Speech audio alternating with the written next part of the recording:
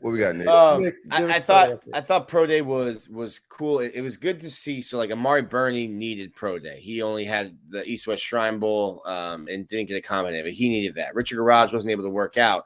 I don't know if these are guys that would have brought that much NFL talent, but you get Anthony Richardson, who's only going to throw, but it's the Anthony Richardson show. That's what people came to see, and because of that, you had other guys able to work out in front of a bunch of teams. I think Amari Burney really helped himself. I think Richard Garage looked good in his positional drills, and I don't know if the safeties and Bretton Cox really helped themselves. I mean, Bretton Cox ran I think we had an unofficial 4.88. And listen, if there's 32 NFL teams there, you might have 32 different times, on stopwatches. But 4.88 is the same time that G ran at the combine, and they don't play the same position. So that's not great for an edge guy. And then Anthony, I don't think he really hurt or helped his stock with his throwing. I thought you saw some accuracy issues, but just a little bit overthrowing guys. And then the throw that hit the roof, that was so the roof is 60 feet up, and that ball was like 30, 35 yards down the field. Like he threw that ball to Jesus. That's an impressive arm strength to get the ball out there. But from our standpoint, it was a great shout out to Rick Hurtado and Matthew Hutchinson setting it up. We had way more access and way more ability to view what was actually happening, because I've done this 10 times now, and a lot of times we're just staring at the back of scouts' backs and we can't really see anything. So it was really run smoothly, and I think two guys in particular, Richard Garage and Amari Burney, took advantage of the opportunity that they had with everyone being there wanting to see Anthony. Yeah, Amari Burney, a 4.53. He hit 4.4, I was told, man. Yeah, I think they gave him the official time of 4.53, which would have been 7th amongst linebackers that participated. Well, they had him. He worked out he did position drills with the defensive backs. So, and that means he was asked, or he just decided to do it. I'm going to guess that he was asked to do that with the other safeties and the defensive back. So it's a position he played in high school, and he came to Florida playing before they played him literally everywhere, all over the defense, and he finally settled in at linebacker. Everybody played everywhere on that last team, man, with Dan Muller and them guys. I don't think Amari Burney has or will ever have that NFL linebacker size. And I think he has the speed and the agility to play safety.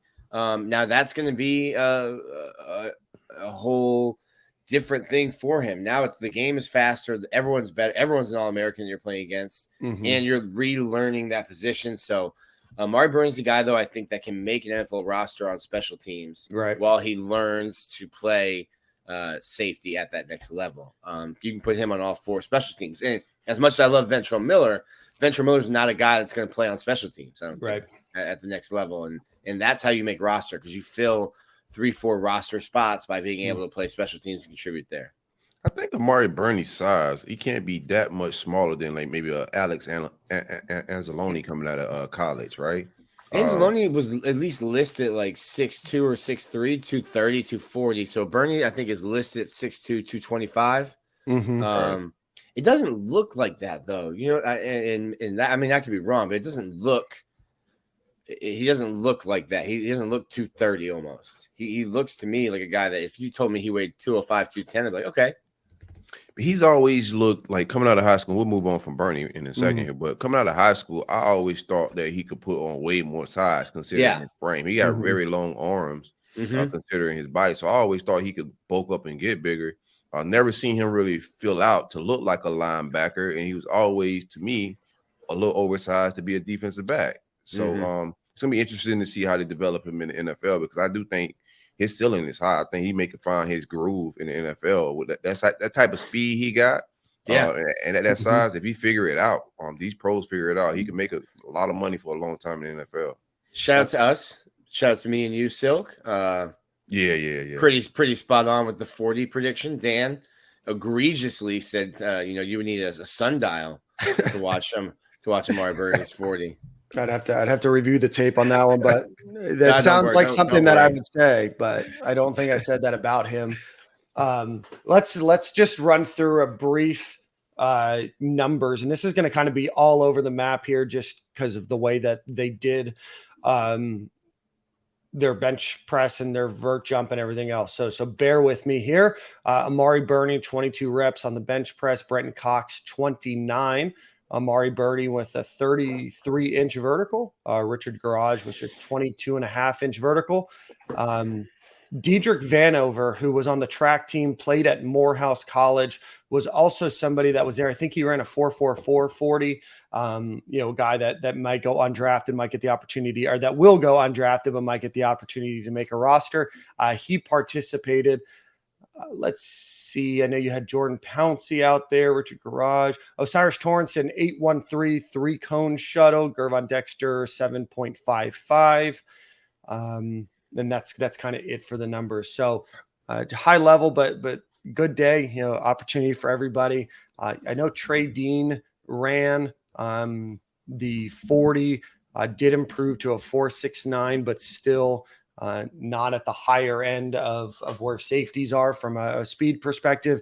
And then Rashad Torrence ran a 4.75, which is a little bit slower than he did at the combine. So yeah, I don't know that Rashad Torrence made a good decision for himself. Everyone I've talked to, Trey Dean's gonna get drafted, and he's gonna probably play out his first contract at least in the NFL. NFL teams love Trey Dean.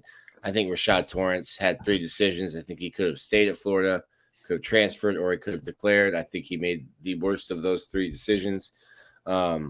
He's a guy that has not tested well, tackling machine, right?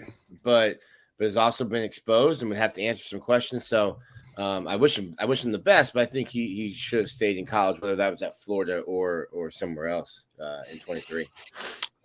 Yeah, I've been